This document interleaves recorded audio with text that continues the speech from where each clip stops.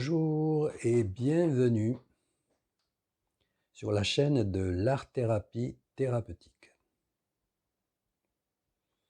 L'art-thérapie est une psychothérapie médiatisée. C'est comme cela que je l'ai utilisée tout au long de mon exercice professionnel de 30 années au service de l'art-thérapie. Le docteur Jean-Pierre Klein avait ouvert la voie en disant que l'art-thérapie est une psychothérapie à laquelle on a ajouté un train de production. Nous étions sur la même ligne avec le docteur François Granier, le professeur Jean-Luc Sud et le docteur Annie Boyer-Labrouche, pionniers de l'art-thérapie à Toulouse. À savoir, l'art-thérapie est un soin psychothérapique. Dans les années 80-90, nous étions issus de cette longue tradition française qui faisait le lien entre art-thérapie et médecine. Notre art-thérapie était profondément ancrée dans les sciences humaines et la psychiatrie pour son apport concernant la psychopathologie et la clinique. Cela m'a paru toujours évident, l'art-thérapie est un soin psychique qui peut être mis en œuvre également dans les domaines du somatique et du psychosomatique. Il a toujours été évident pour moi de dire que c'est par le transfert que l'on met en jeu le soin psychique. Et de ce fait, il est au cœur d'une art-thérapie psychothérapique.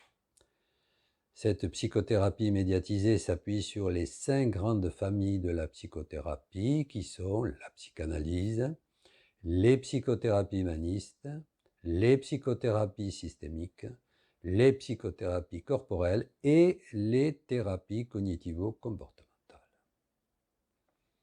En conclusion, l'art-thérapie est un soin et une psychothérapie médiatisée utilisant des médiateurs artistiques. À partir de là, nous allons travailler à soulager la souffrance et la douleur du malade, du patient, pour la transcender, la stabiliser, la dépasser et peut-être faire advenir la résilience. L'art-thérapie a cette particularité qu'elle transforme le patient en créateur de sa thérapie. La psychothérapie est toujours une transformation du sujet par lui-même. Ce n'est jamais la transformation du seul vouloir de l'art-thérapeute.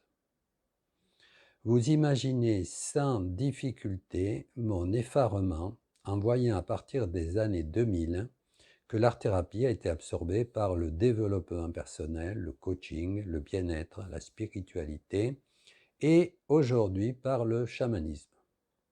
C'est un charabia qui s'est substitué à un véritable travail de psychothérapie analytique, charabia du développement personnel, largement utilisé dans le management d'entreprise, charabia du coaching basé sur le comportementalisme et le conditionnement pavlovien, charabia du bien-être, avec sa cohorte du New Age et ses pratiques douteuses en thérapie non médicamenteuse et médecine dite alternative. Un fourre-tout dit thérapeutique apparaît avec de l'art-thérapie mélangée avec de l'hypnose, de la sophrologie, des massages ayurvédiques, de la méditation, des bols tibétains, les 4 accords toltèques et j'en passe.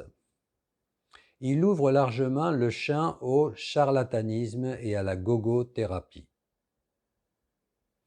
Charabia de la spiritualité où Dieu apparaît là où on ne l'attendait pas, avec le danger d'un état d'élation et l'apparition de délires mystiques pour les patients en atelier d'art-thérapie.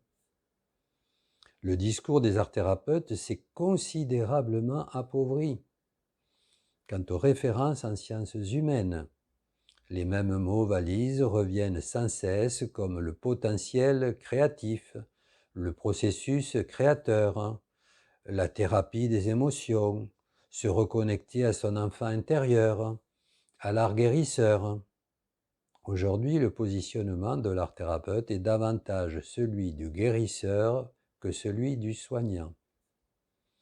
Mais les art-thérapeutes ont des circonstances atténuantes. Les formations en art-thérapie sont devenues catastrophiques. Voilà venu le temps de la formation en ligne, du e-learning, du webinaire, de la cyberpsychologie 2.0, de la visioconférence, de la téléconsultation. Toutes ces formations ont en commun de passer sous silence le transfert et d'oublier à dessein la clinique. Pour introduire un nouveau modèle, comment devenir auto-entrepreneur en art-thérapie et avoir des clients dans son cabinet. Nous sommes à 1000 lieues du positionnement de l'art-thérapeute soignant pour lui préférer celui d'art-thérapeute artiste, plus soucieux de sa petite entreprise que de soigner les malades. Soigner les malades, il en est bien incapable puisqu'il est davantage formé au développement personnel et à l'animation par les arts plastiques. L'art-thérapie, ce n'est pas de l'art, ce n'est pas du coloriage de mandala, ce n'est pas des loisirs créatifs, ce n'est pas du scrapbooking, même si ces activités sont fort ludiques au demeurant, mais ce n'est pas de l'art-thérapie.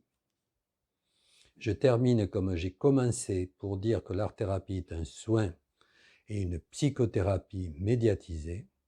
Et je vous dis à bientôt et pensez à vous abonner à ma chaîne YouTube. C'est gratuit.